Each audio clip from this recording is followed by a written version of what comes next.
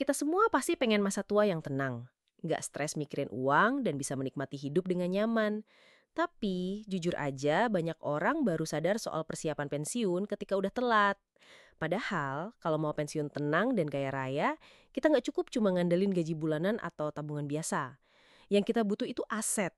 Dan bukan sembarang aset, tapi aset yang benar-benar bisa kerja buat kita walaupun kita udah nggak kerja. Masalahnya, banyak yang mikir aset itu cuma tanah atau rumah. Padahal ada beberapa jenis aset yang lebih fleksibel, lebih mudah dimulai, dan punya potensi hasil yang konsisten. Nah, di video ini, gue bakal bahas 5 aset penting yang bisa bikin pensiun kamu tenang dan kaya raya. Lengkap sama contoh nyatanya. Aset pertama, reksadana indeks atau ETF. Kalau kamu nggak mau ribet milih saham satu persatu, tapi pengen ikut dapet cuan dari pertumbuhan pasar saham, reksadana indeks atau ETF ini adalah pilihan yang oke banget. Kenapa? Karena produk ini ngikutin indeks pasar, misalnya IHSG di Indonesia atau S&P 500 kalau di luar negeri. Artinya, kamu nggak perlu pusing nganalisa tiap saham. Tinggal beli satu produk, kamu otomatis punya banyak saham di dalamnya. Contohnya, di Indonesia ada ETF seperti XIT yang ngikutin indeks LQ45. Menurut data dari Bursa Efek Indonesia, rata-rata pertumbuhan indeks LQ45 dalam 10 tahun terakhir itu sekitar 9-11% per tahun, tergantung kondisi pasar. Kalau kamu mulai investasi rutin di ETF dari umur 25-55 tahun, walau cuma 2 juta per bulan, dengan return rata-rata 10% per tahun, di umur 55 tamu bisa punya lebih dari 2 miliar rupiah. Dan ini sifatnya liquid, bisa di-sharing kapan aja. Makanya ini aset penting banget buat pensiun karena sederhana, diversifikasi otomatis, dan nggak perlu modal besar di awal. Aset kedua, properti sewa. Banyak orang masih nganggap properti sebagai aset paling aman. Dan memang ada benernya, terutama kalau kita ngomongin properti yang disewain, bukan cuma dibeli buat ditempatin. Kenapa properti sewa penting?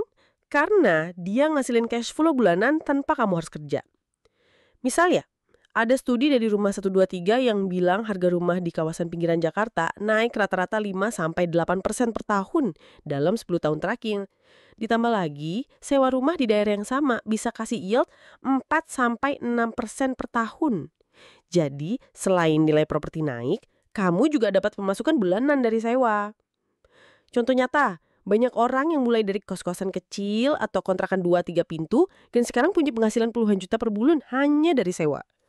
Memang modal awal properti lebih besar, tapi kalau direncanakan dari awal, ini bisa jadi mesin uang pas kita pensiun. Aset ketiga, emas batangan. Ini aset yang sering dianggap jadul, tapi jangan salah, emas itu justru jadi penyelamat ketika krisis. Emas gak tergantung sama kinerja perusahaan atau pemerintahan tertentu.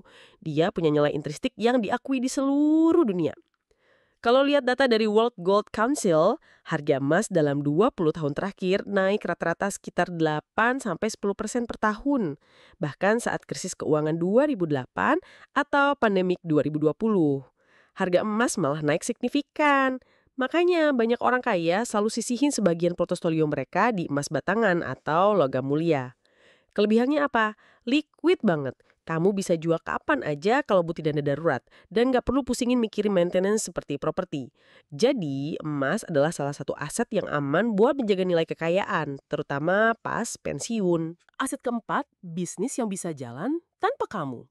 Ini salah satu aset paling kuat. Bukan sekedar bisnis yang kamu kerjain sendiri, tapi bisnis yang sistemnya jalan walau kamu nggak terlibat langsung. Istilah kerennya bisnis autopilot. Contoh nyata yang banyak terjadi sekarang franchise.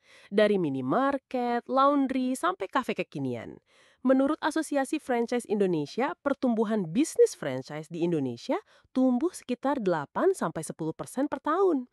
Orang yang punya modal 100-200 juta bisa beli franchise laundry dan dapat penghasilan bersih sekitar 10-15 juta per bulan tergantung lokasi. Kenapa ini penting buat pensiun? Karena begitu bisnis jalan dan punya manajemen sendiri, kamu tinggal nikmatin hasilnya tanpa harus mikirin operasional harian. Ini yang bikin banyak orang pensiun dini, karena punya bisnis yang menghasilkan uang meski mereka lagi liburan. Aset kelima, dana pensiun pribadi. Terakhir, jangan lupa, aset yang khusus didesain buat masa pensiun, yaitu dana pensiun pribadi, kayak DPLK, dana pensiun lembaga keuangan. Bedanya dengan tabungan biasa, dana pensiun itu dikelola secara profesional dan biasanya punya benefit pajak. Misalnya, Bank Mandiri punya produk DPLK yang bisa dimulai cuma dengan setor awal Rp100.000. Dan menurut OJK, rata-rata pertumbuhan dana pensiun di Indonesia ada di kisaran 7-9% per tahun. Bedanya, produk ini memang fokus buat dana jangka panjang. Jadi kamu lebih disiplin karena nggak gampang tarik uang sebelum waktunya. Kenapa ini penting? Karena banyak orang gagal pensiun tenang bukan karena nggak punya penghasilan, tapi karena uang mereka nggak disiplin diatur. Dengan dana pensiun pribadi, kamu dipaksa disiplin, dan begitu pensiun, uangnya udah siap dalam bentuk lump sum atau pencairan bulanan. Kesimpulannya, jadi kalau mau pensiun tenang dan kaya raya, jangan cuma ngandelin satu sumber aja. Minimal punya kombinasi dari 5 aset tadi.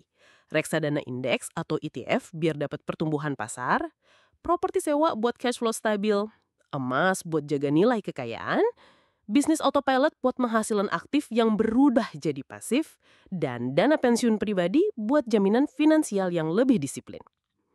Nggak perlu langsung punya semuanya dalam 1 tahun. Mulai aja pelan-pelan. Fokus dulu ke 1 atau 2 aset yang paling realistis buat kamu sekarang. Lalu berkembang seiring waktu. Karena yang bikin kita gagal pensiun danang bukan karena nggak ada uang sama sekali. Tapi karena nggak punya strategi yang jelas dari awal. Kalau kamu udah mulai mikirin aset dari sekarang, percaya deh. 20-30 tahun ke depan, kamu bakal bersyukur banget.